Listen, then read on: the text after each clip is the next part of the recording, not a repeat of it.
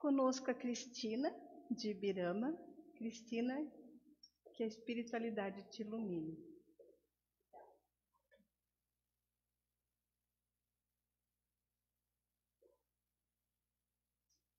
Boa noite a todos.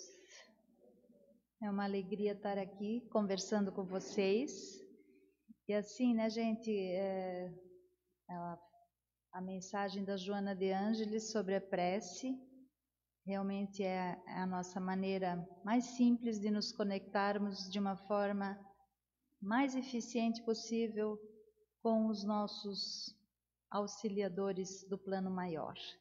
E quando a gente adentra numa casa espírita, a gente chega aqui e vê essas paredes, vê esse teto, vê as cadeiras, o chão, e a gente não faz ideia da dimensão extra material disso aqui, né?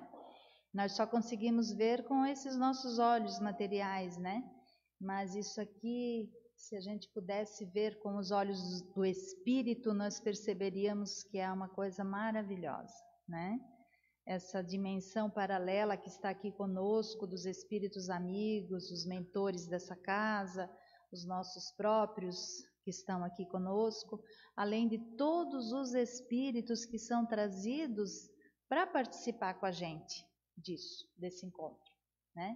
E a gente fica muito atrelado a esse aspecto só material, né? Então vamos nos imaginar mergulhados em toda essa dimensão maior, né? Então, gente, hoje eu vou falar sobre um fato que é citado na Bíblia por Mateus e é um fato dos mais bonitos da Bíblia. E nós lá da Quinta Uri, eu participo também do grupo do Evangelho Redivivo, que é um projeto da Federação Espírita Brasileira de estudar o Evangelho de forma minuciosa, tintim por tintim. Ele é algo semelhante ao estudo miudinho que já existe ainda em Minas Gerais.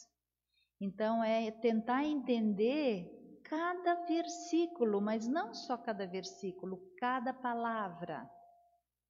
E isso está sendo uma coisa fantástica, porque está nos fazendo rediviver o Evangelho, né? O que Jesus, aqueles 3 anos que Jesus esteve conosco, pregando, né, o Evangelho, a Boa Nova, gente, ficou durante muitos séculos, né? Quase 20 séculos adormecido, sem o grande entendimento, com a igreja fazendo a interpretação que lhe era conveniente. E agora, com o advento da doutrina espírita há 160 anos, nós começamos a ter um entendimento que vai além das palavras. Nós estamos aprendendo a tirar o espírito da letra, tá? E isso é muito importante e é fascinante, é viciante, a gente tem uma vontade incrível de estudar cada vez mais e de saber tudo isso. Então hoje eu vou falar para vocês só sobre essa transfiguração de Jesus, implicações espirituais desse fato. Então, essa seria uma imagem que eu achei conveniente, né? Ali estaria Jesus iluminado. Vou explicar para vocês o que significa essa luminosidade dele. Ao lado direito dele tem Moisés.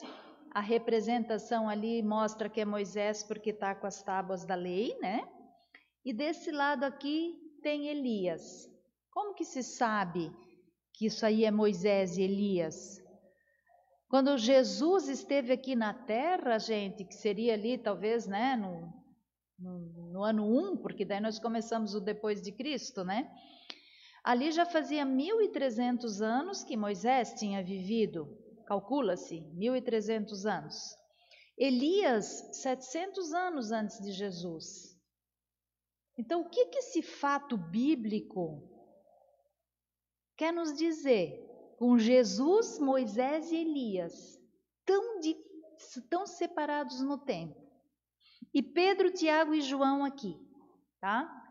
Então ali já está uma coisa fantástica que a nossa Bíblia, né, traz. O texto é tirado todinho daqui e que vamos ver hoje se a gente consegue entender um pouquinho. Antes de falar, eu quero falar da transfiguração, vou falar um pouquinho do Pedro, do Tiago e do João, que foram 3 discípulos de Jesus. Só lembrando, gente, que os 3 eram analfabetos, tá? Pedro era um pescador sem estudo nenhum, Tiago e João eram irmãos. João aprendeu depois a ler um pouco com a Madalena, tá? Mas então vamos lá. Eles eram os 3 apóstolos mais chegados a Jesus.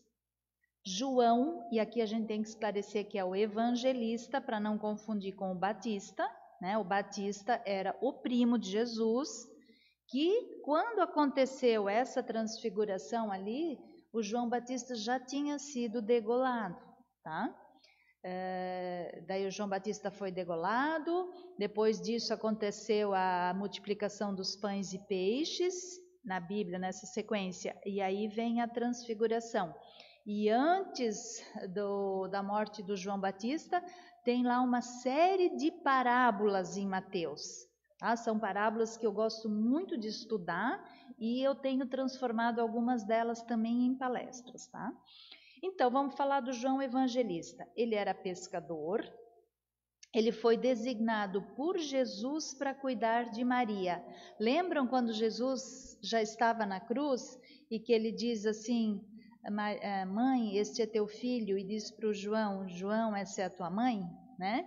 Então, assim, Jesus designou que João permanecesse cuidando da mãe dele, né? De todos os discípulos de Jesus, o João foi o único que não foi morto. Ele viveu e morreu velhinho.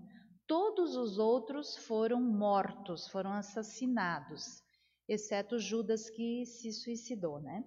Então, quando ele estava bem velhinho, ele foi exilado lá numa ilha grega, na ilha de Patmos, e lá ele nos escreveu o Apocalipse.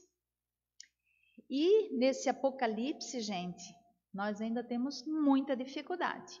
Eu considero que o Apocalipse não é para essa minha vida, tá? O Apocalipse vai ficar para a próxima, porque ele é muito figurado, muito cheio de figuras e ele é complicado. O meu pai, que tem 84 anos, ele fez estudo profundo do Apocalipse, na visão espírita. Isso já há muitos anos que meu pai vem fazendo isso.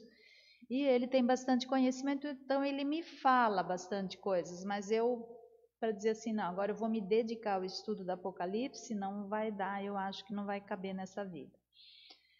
Daí o Tiago Maior, ele era o irmão de João e foi de todos os apóstolos o primeiro a desencarnar, né? Depois de Judas, mas Judas se suicidou.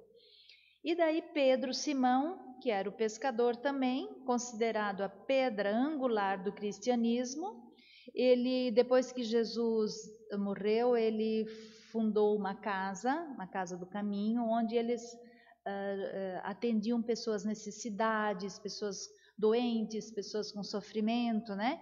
Então ele continuou esse trabalho de caridade para as pessoas, né? E a gente só lembra de Pedro porque ele negou Jesus, né? Mas ele não negou Jesus por maldade, por nada.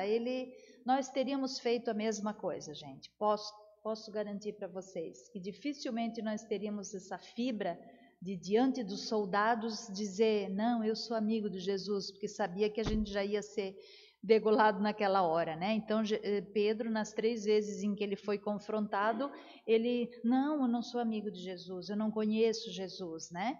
Então assim, não vamos culpá-lo, né? Porque quem somos nós, né? Ele era o líder da equipe dos 12, né? E ele aparece em todas as narrativas evangélicas. Agora, então, vamos pegar o texto bíblico tal qual está na Bíblia. A Bíblia é sagrada, a Bíblia é comum, porque tem muitas pessoas que são contra o espiritismo e que dizem que nós espíritas não acreditamos na Bíblia, que nós temos até a nossa própria Bíblia. Nada disso, a Bíblia só é essa. O que nós temos é o Evangelho segundo o Espiritismo, que são trechos pinçados daqui de dentro da Bíblia e interpretados à luz da doutrina espírita. Apenas isso, mas Bíblia é uma só, tá? Então está escrito assim, ó. 6 dias depois, tomou Jesus consigo a Pedro, a Tiago e a João, seu irmão, e os conduziu em particular a um alto monte e transfigurou-se diante deles. E o seu rosto resplandeceu como o sol. As suas vestes se tornaram brancas como a luz. E eis que lhes apareceram Moisés e Elias falando com Jesus. E Pedro, tomando da palavra, disse assim para Jesus: Senhor, que bom é estarmos aqui. Se queres, façamos aqui 3 tendas, uma para ti, uma para Moisés e uma para Elias. Gente, pensa bem, como é que Pedro sabia que aquele cara era o Moisés, que o outro era o Elias? Claro, eles eram seguidores de Moisés, eles eram todos judeus, né? Mas como é que ali na transfiguração ele sabia que aquele ali era Moisés e que aquele ali era Elias? Nós estamos diante de altíssima mediunidade. Os discípulos de Jesus eram todos médiuns, né? Então vamos adiante. E estando o Pedro ainda a falar, eis que vem uma nuvem luminosa e cobriu todos eles lá. E da nuvem saía uma voz que dizia assim: Esse é meu filho amado, em quem me comprazo, escutai-o. E os discípulos, ouvindo isso, caíram sobre o seu rosto e tiveram um grande medo. E aproximando-se Jesus, tocou-lhes e disse: Levantai-vos e não tenhais medo. E erguendo eles os olhos, ninguém viram, senão Jesus. E descendo eles do monte, Jesus lhes ordenou, dizendo assim: A ninguém conteis essa visão, até que o Filho do Homem seja ressuscitado dos mortos. Então Jesus já sabia que ele seria crucificado, inclusive em trechos anteriores da Bíblia, ele vive falando que está chegando a hora, né? E os discípulos já estavam com essa ideia de que ele não permaneceria muito tempo com eles. Esse trecho que eu li é um trecho de Mateus. Mateus foi um dos discípulos de Jesus, também chamado Levi. Era o único dos 12 que era alfabetizado, porque ele era um cobrador de impostos. Então ele tinha que ter alguma alfabetização para fazer aquele trabalho de cobrar impostos, tá? Bom, gente, no Evangelho Rede Vivo existem vários estudos sobre por que depois de 6 dias. O que é um alto monte? Por que levou-os a um alto monte? Elevou a frequência vibracional deles. Eles estavam em pensamentos elevados. Talvez esse alto monte significa isso.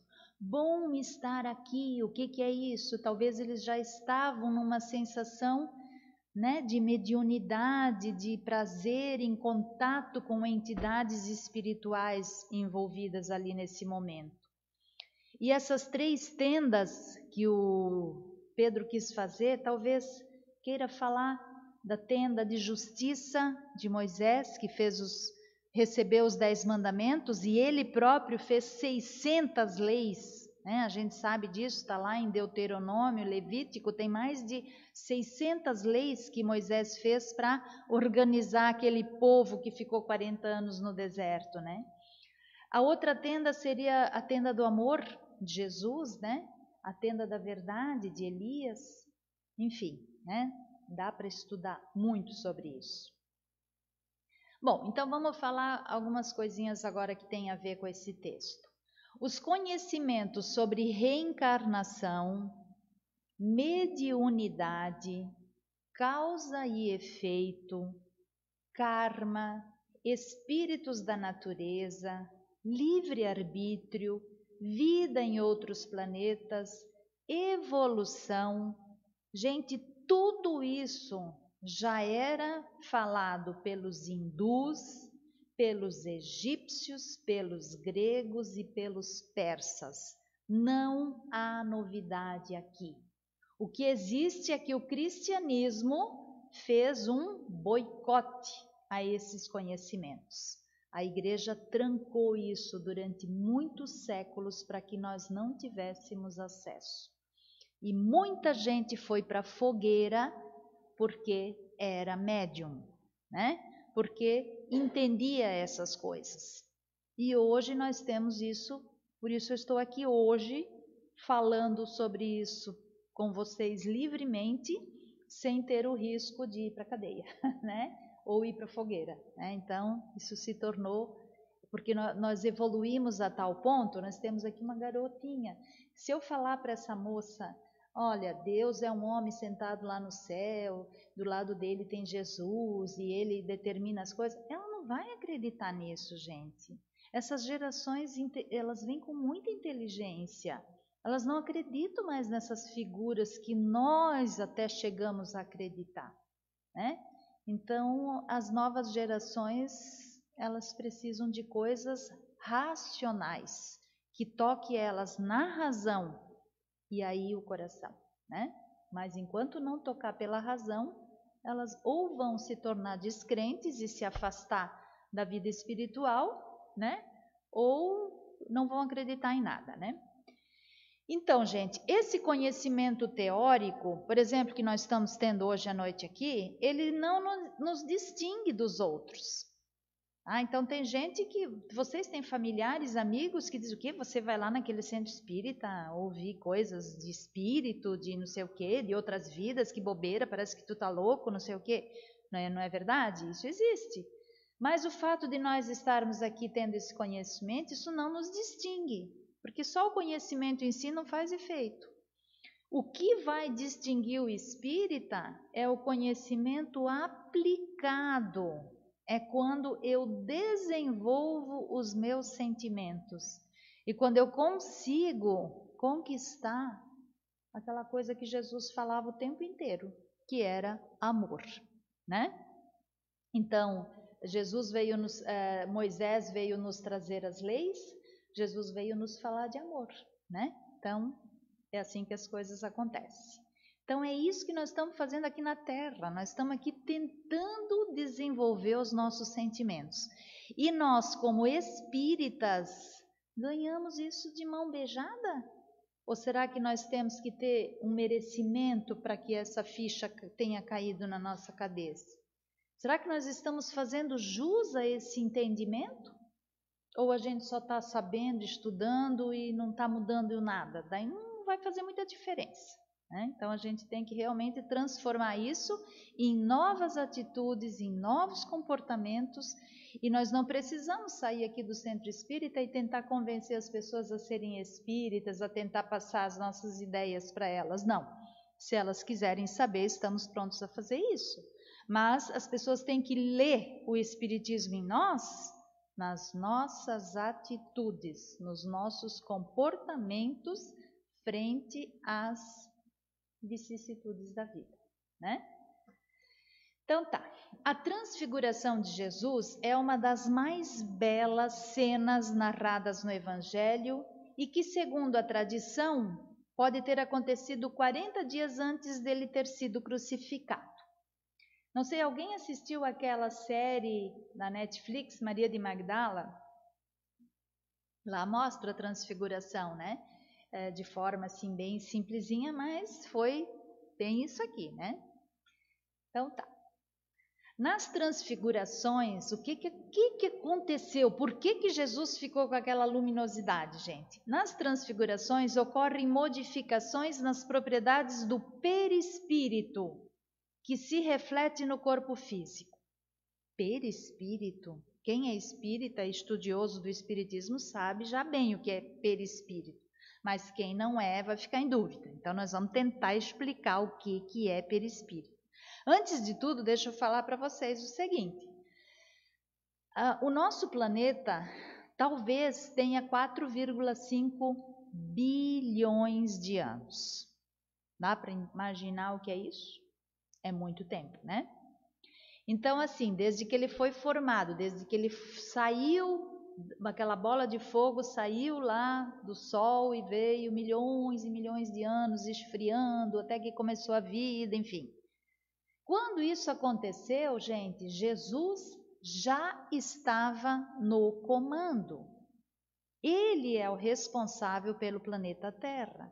E quando os espíritos atingem uma evolução tal, eles se tornam espíritos crísticos. E os espíritos crísticos, então, são responsáveis para cuidar de certos orbes, de certos planetas, galáxias, enfim. E a Jesus foi designado o planeta Terra. Gente, se lá Jesus já estava no comando, ele é bem velhinho. É um espírito que fez toda a sua escalada evolutiva em outros planetas, com certeza. E Jesus, pelo fato de ser espírito crístico, certamente não tinha mais perispírito, que eu vou explicar o que é. Ele já era espírito puro. Então, segundo os estudos que nós temos dentro da doutrina espírita, houve um preparo de 1000 ou talvez 2000 anos de um preparo para se formar um perispírito para que Jesus pudesse estar aqui em forma de corpo conosco. Uma coisa bem trabalhosa, tá? Por isso que ele ficou tão iluminado, né? Porque foi o espírito dele, o perispírito que era puro. Jesus não tem mais uma mescla de qualquer irregularidade no perispírito dele. Por isso toda aquela luz que os três viram, né? Então, o fenômeno ele resulta de uma transformação fluídica, ou seja, uma espécie de aparição do perispírito que se produz sobre o próprio corpo. Isso está explicado lá no capítulo 14 do livro A Gênese, que é um livro fantástico. É um livro de ciências. Quem gosta de ciências, pegue a Gênese, convide mais uns 2 ou 3 amigos e estudem juntos. Eu recomendo estudar junto porque vai ter partes bem difíceis, né? Então, assim, nós já fizemos o estudo da Gênese lá na nossa casa espírita em grupo. E daí, assim, como eu sou bioquímica, então eu consigo ter algum entendimento da parte química, da parte física, né? E aí a gente conseguiu em grupo estudar melhor do que se a gente é bem leigo na área das ciências, entender a Gênese. Não sei, alguém já estudou a Gênese aqui? Não? Então, recomendo, gente. É o mais fantástico dos livros em termos de conhecimento científico, tá? Então, tá. Então, para explicar perispírito, seria esse desenho ali, ó, gente. Espírito não tem como a gente explicar.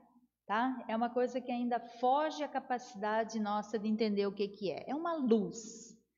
Perispírito, não. O perispírito, ele já é semimaterial. Ele é coisa como se fosse uma coisa fluídica, assim.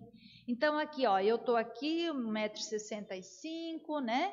O meu perispírito, ele tem a forma do meu corpo. Ele também tem 1,65 m. Ele tem essa espessura que eu tenho, né? Então, assim, na hora que eu desencarnar, esse meu corpo físico vai acabar. E o meu perispírito, ele vai para algum lugar com o meu espírito. Deu para ter uma ideinha? É uma coisa bem complexa, porque o perispírito não é só um envoltório. Ele é uma como é que eu poderia explicar assim, é uma fonte, é um receptáculo.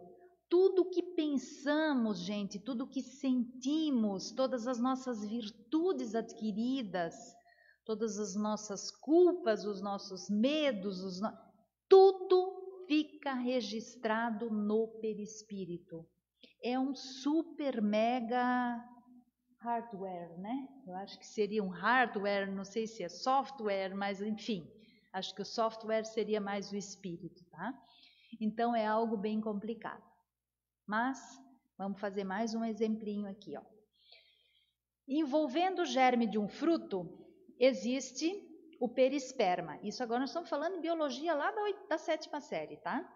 Do mesmo modo, uma substância que, por comparação, se pode chamar perispírito, serve de envoltório ao espírito propriamente dito.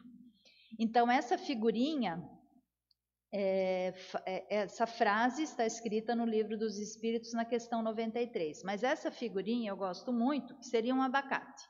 Então, vocês imaginam assim, ó, a semente do abacate, que é o nosso eu, gente, é a nossa individualidade. A primeira vez que nós encarnamos como um espírito individualizado lá no Homo sapiens, nós éramos muito ignorantes e simples, mas ali nós começamos a nossa trajetória como seres humanos, já espíritos, tá? Então, isso seria a semente do abacate, tá? A polpa do abacate, que se chama perisperma, o Kardec deu o nome de perispírito, uma palavra semelhante, né? E a casca seria o nosso corpo físico. Então, quando a gente morre, a casca vai ser enterrada ou cremada, né? E a polpa com a semente, que não são materiais, vão para o mundo espiritual. Deu para entender um pouquinho? Então, vamos adiante. O laço ou perispírito que prende ao corpo o espírito é uma espécie de envoltório semimaterial. A constituição do nosso perispírito ainda nós não entendemos também, porque não é matéria dessa, não é matéria atômica formada de átomos como nós conhecemos, elétrons, prótons, nêutrons, não. É uma outra matéria, tá? É uma matéria do mundo espiritual. A morte é a destruição desse invólucro mais grosseiro, a casca do abacate, que é o corpo físico. O espírito vai conservar o segundo, a polpa, perisperma, o perispírito, que lhe constitui esse corpo etéreo, invisível para nós no estado normal. Mas os médiums, eles podem perceber, eles podem ver. Por exemplo, um médium de visão, ele poderia estar vendo aqui quem é espírito desencarnado. E foi desse modo que o Pedro, o Tiago e João viram os perispíritos de Moisés e de Elias, que estavam ali. Tá? Então é assim que funciona. A gente só confia nesses nossos olhos físicos, mas o que conta mesmo são os olhos espirituais e que os nossos não estão nada treinados. Então assim, ó, quando a gente está dormindo, acontece muito isso aí.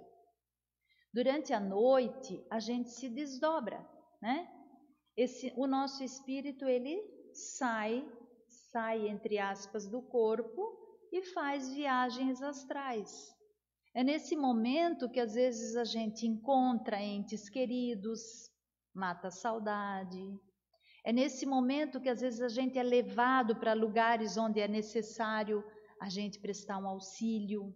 Então, se nós já somos espíritos um pouquinho melhoradinhos, às vezes nós somos levados a lugares ruins para levar um conforto, um atendimento, ou também às vezes nós saímos do corpo para ir aprender em algum lugar. Então, isso acontece, mas não solta o perispírito, existem laços, tá? A gente fica ligado, porque se soltar, aí é a morte. Quando nós morremos, aí solta totalmente o perispírito do nosso corpo. Então, a Alzira Amui e o Luciano Varanda falam o seguinte: somos espíritos vibrantes, portadores de um perispírito que tudo registra e grava. Por isso que Jesus dizia sempre, vigiai e orai, vigiai e orai. Aliás, esse é o lema da minha vida, vigiai e orai. Vigiai 25 horas por dia o seu pensamento. Vigiai as tuas atitudes, vigiai os teus planos, vigiai as tuas revoltas, vigia, vigia, vigia, porque tudo fica registrado no perispírito. Por isso que nós levamos tantos milhões de anos para evoluir, gente. Porque nós temos que um dia dar um basta nisso tudo. O perispírito é o corpo mediador entre o espírito e o corpo físico, trazendo uma condensação energética diferente, por isso falei para vocês, é uma coisa diferente que não dá para a gente entender. E dependendo das experiências, essas experiências ficam imantadas, arquivadas no nosso perispírito. É o sensor do espírito, é a nossa matriz bioenergética, é o molde diretor da nossa organização física. Dá para entender a complexidade de um perispírito? Tudo que o espírito sente é refletido no perispírito. Tudo que o corpo filtra manifesta-se nele, sendo captado, absorvido, sentido e conduzido até o espírito pelos inúmeros condutores energéticos que o ligam a ele, assim como ao corpo físico.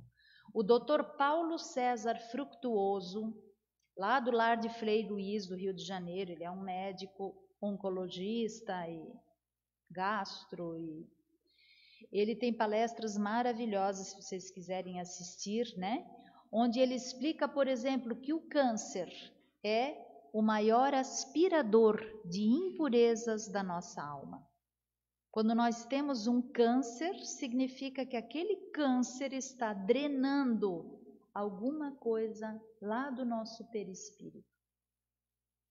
E muitas vezes nós conseguimos curar o câncer, ficar bons, melhorar, né? Tem todos os tratamentos que hoje a medicina oferece.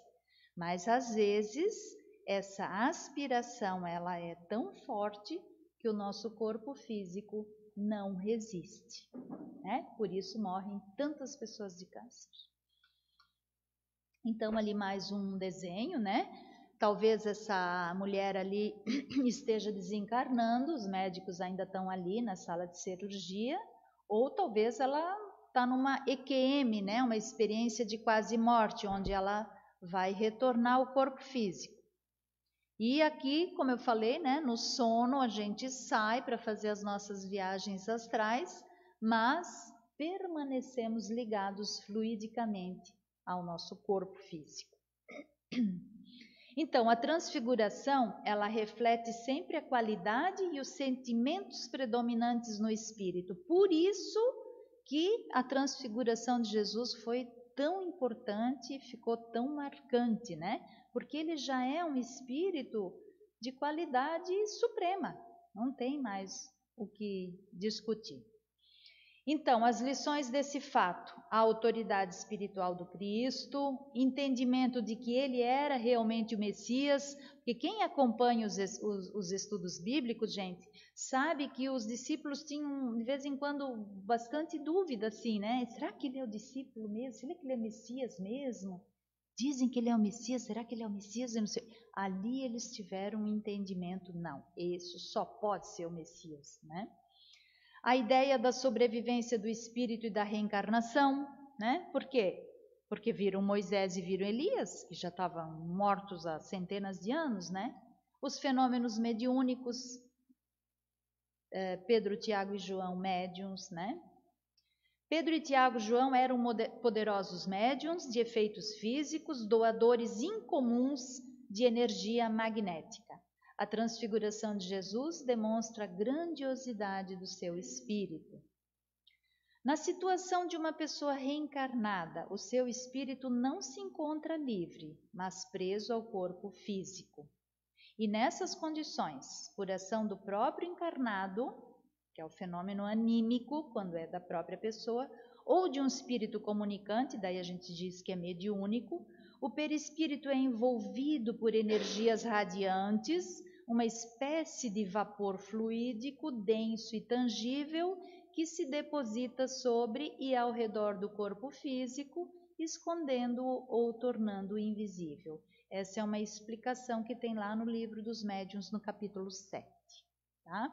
Então, assim, são coisas que ainda nós vamos levar muito tempo para ter uma concepção concreta, né?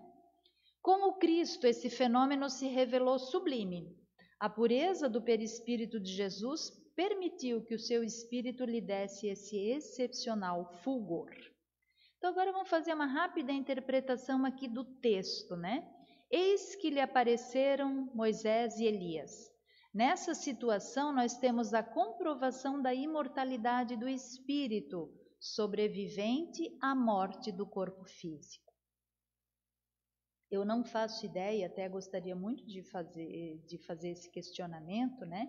De como que as nossas igrejas explicariam isso. Né? O que elas diriam sobre isso?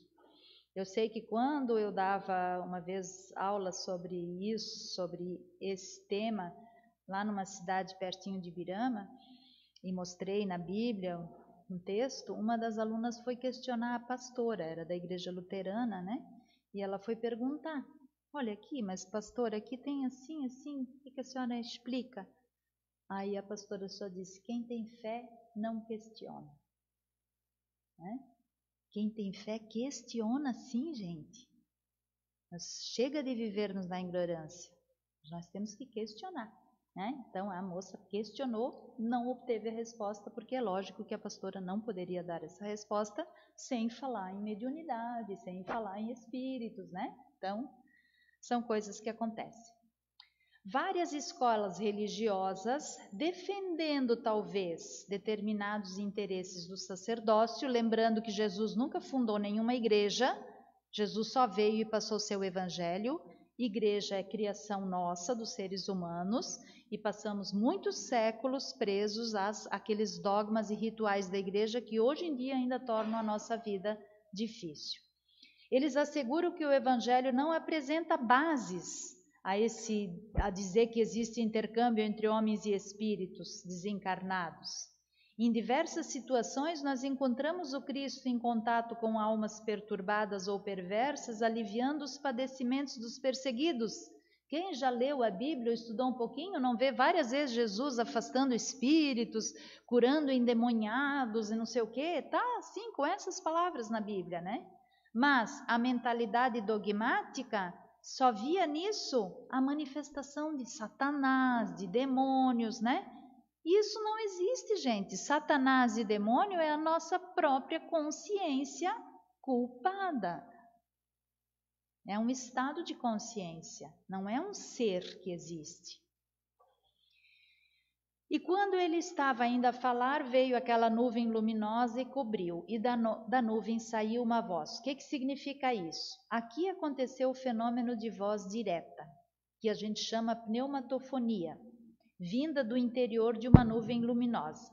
A existência terrestre, ela nos impõe, quando nós estamos aqui na vida, encarnados, essa vida nos impõe angústias inquietantes, aflições amargosas. Então, é conveniente, contudo, que as criaturas, nós, guardemos serenidade e confiança nos momentos difíceis. Porque as penas e esses dissabores aqui dessa luta no planeta contêm esclarecimentos profundos. Cada dor, cada sofrimento, cada amargura está nos ensinando alguma coisa. Né? São lições ocultas, são apelos grandiosos. É a voz sábia e amorosa de Deus falando sempre através dessas dores. É Deus nos chamando à razão, à evolução, né? Por que Jesus pediu para os 3 apóstolos que não contassem o que viram? Porque ele sabia da incompreensão dos homens da época, que não estavam preparados ainda para compreender tudo o que Jesus estava ensinando. Hoje já passaram 2000 e tantos anos e nós agora estamos rastejando no entendimento do que ele quis dizer. Era preciso que o tempo lhes fosse aumentando o cabedal de conhecimentos espirituais. Hoje nós já estamos bem mais abastecidos de informações. E nesse fato aqui, Moisés revogou a proibição de se falar com os mortos e veio ele próprio demonstrar a possibilidade agora tornada real. Por que eu coloquei isso em vermelho, gente? Porque Moisés, lá na Gênesis, né, Moisés proibia que se falasse com espíritos. Se ele proibia, é porque existia espíritos. Eu não vou proibir uma coisa que não existe. Só que aqueles homens, aquelas pessoas que acompanhavam Moisés naquela época, gente, eram espíritos muito pouco evoluídos, eram pessoas muito rudes ainda. Imagina elas ficarem em contatos espirituais, a balbúrdia que isso ia dar. Então Moisés proibiu, mas é uma prova de que existia. E a igreja até hoje está assentada em cima dessa proibição de Moisés, que já faz uns 3.500 anos que ele falou isso, né? Indo um pouco mais além, quando eles estavam descendo do monte, Jesus disse para eles: não contem para ninguém até que o Filho do Homem ressuscite dentre os mortos. Então ele já está falando, ó, ele ia partir, né? Mas os discípulos interrogaram: por que os escribas dizem que é necessário que Elias venha primeiro? Ó, eles descendo lá do monte, conversando, né? Por que os escribas eram os homens que trabalhavam lá junto com os sacerdotes, né? Por que eles dizem que é necessário que Elias venha primeiro? Lembra de Elias? Elias estava de um lado de Jesus, né? Moisés de um lado, Elias do outro. E Jesus disse assim: de fato, Elias virá e restaurará todas as coisas. Eu, porém, vos declaro que Elias já veio e não o reconheceram. Antes fizeram com ele tudo quanto quiseram. Assim também o Filho do Homem há de padecer nas mãos deles. Então os discípulos entenderam que Jesus estava falando de João Batista. O que quer dizer isso aqui? Que Elias reencarnou como João Batista. Uma prova claríssima da fala de Jesus sobre reencarnação. Então, aquele Elias lá reencarnou como João Batista. Mas por que João Batista foi degolado, teve uma vida assim tão trágica, uma morte tão trágica, né? Porque quando ele foi Elias, ele era um profeta, ele tinha, funções maravilhosas. Ele mandou matar 400 falsos profetas. Lembrando que as leis de Moisés, que já existiam há 800 anos atrás, dizem, o que a lei de Moisés diz? Não matarás. E o próprio Moisés mandou matar 3.000 lá que estavam adorando um bezerro de ouro. Passados mais alguns séculos, vem o Elias, profeta, e manda matar 400 falsos profetas. Né? Então, quando ele reencarnou como João Batista, ele fez o bem, ele já divulgou a vinda do Messias, mas ele teve que fazer ainda um resgate, sendo então degolado. E se o quereis reconhecer, ele mesmo é Elias, que estava para vir.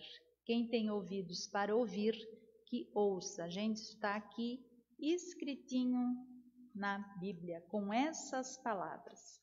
Então, os discípulos entenderam que lhes falara de João Batista. E um pouquinho mais para frente aqui, então, que fala esse ali, né?